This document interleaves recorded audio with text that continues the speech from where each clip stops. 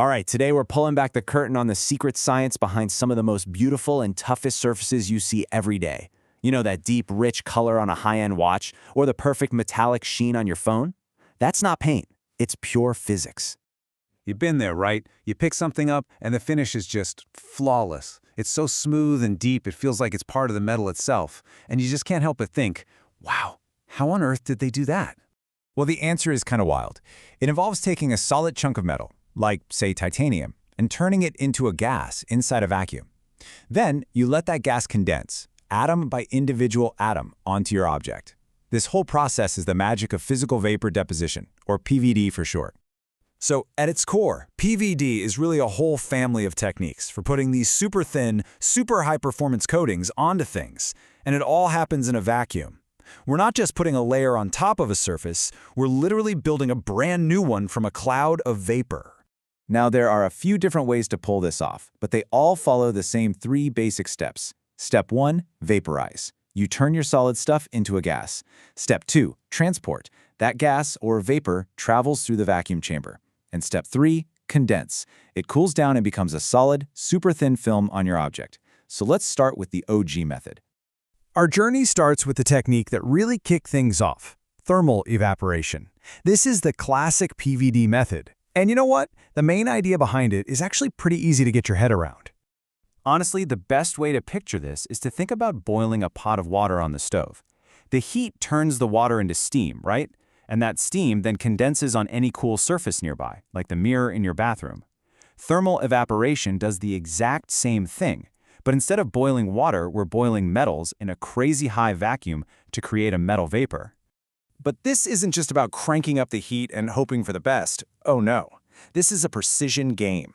Engineers can fine-tune everything. By tweaking the source temperature, they control exactly how fast the coating is applied. That intense vacuum, that's essential for getting rid of any tiny particles that could mess things up, which is how you get that pure, flawless shine. They even control the temperature of the object itself to decide the final texture and smoothness. But, you know, the classic method has its limits. It really doesn't work well for materials with super high melting points, like a lot of modern ceramics. Plus, some materials just fall apart when you heat them that intensely. This problem is exactly what pushed scientists to come up with a much more focused, much more powerful way of doing things. And that brings us to the next level, electron beam evaporation. Look, if thermal evaporation is like a big bonfire, then E-beam is like a super focused, high-powered laser. This slide nails the difference. Instead of heating up a whole crucible of material, an E-beam shoots a tiny, focused beam of electrons to vaporize just one little spot. That intense, localized energy means it can handle really tough, high-performance stuff. We're talking heat-resistant ceramics and exotic metals that the classic method just can't touch. And it does it all with incredible precision. So how does this thing actually work? Well, first, an electron gun shoots out a high-energy beam. Then, powerful magnets steer that beam with pinpoint accuracy, slamming it into a tiny spot on the material. This creates a point of incredible heat that instantly vaporizes the target, making a really pure vapor with almost no contamination. And that precision is why E-beam is such a game changer for high-end products. It's how we get those super pure anti-reflective coatings on camera lenses and glasses. It's how you get durable, scratch-resistant layers on watches with the exact right thickness. And most importantly, it opens up a whole new world of advanced materials we can use for these amazing coatings.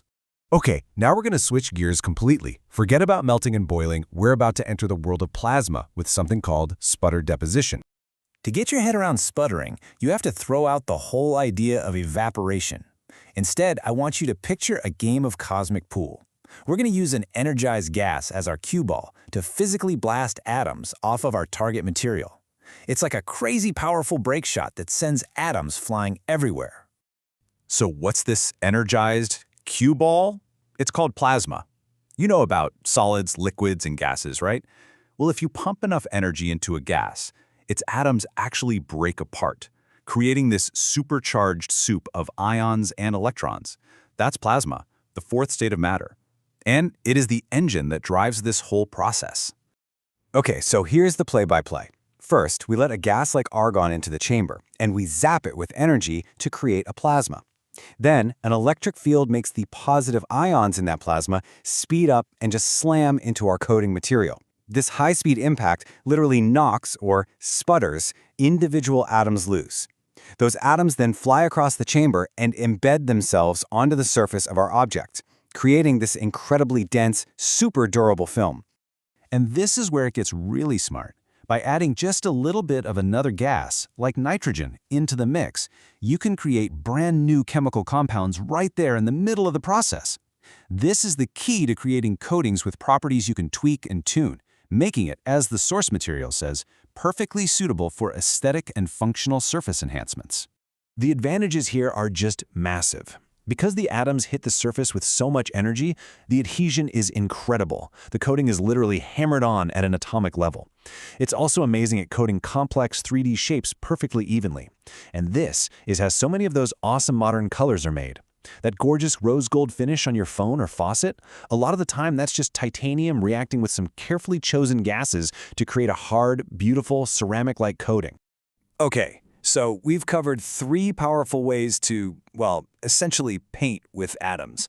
Now let's pull it all together and see where each one really shines. This table breaks it all down nicely. If you need a simple, cheap, metallic sheen, like the shiny inside of a potato chip bag, classic thermal evaporation is perfect. For super high purity stuff, like those flawless coatings on camera lenses, or for working with exotic materials, E-beam's precision is king. But for the absolute best grip, the best durability, and the power to create those vibrant, custom-colored coatings on tricky shapes, sputtering is the hands-down champion. So the next time you see a product with a stunning finish, just remember what's really going on. It's not just a color. It's an incredibly thin film, maybe only a few hundred atoms thick, built with unbelievable precision inside a vacuum. PVD is the hidden science that literally engineers the look, the feel, and the toughness of our modern world. I mean, we've gone way beyond just using paint. We're now at a point where we can design and build surfaces atom by atom. And that just leaves you with a really fascinating question, doesn't it? With this incredible power, what new materials, new functions, and what completely new looks are we going to create next?